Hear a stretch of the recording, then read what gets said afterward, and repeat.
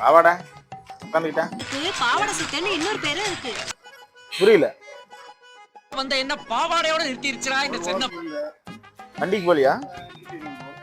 யா இன்னைக்கு என்னெல்லாம் பண்ண போறாரோ. சாராயங்குடிக்கு போலாமா? என்னடி சொல்ற?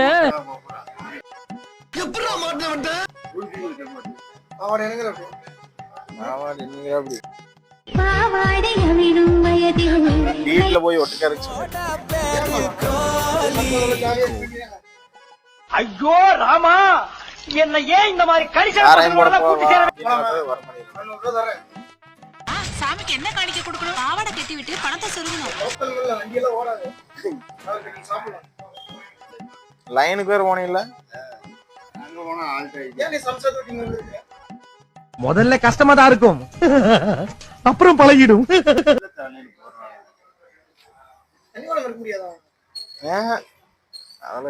அதெல்லாம் மூஞ்சிகளை பார்த்தாதான் போட்டு விடணும் போல தோணும்.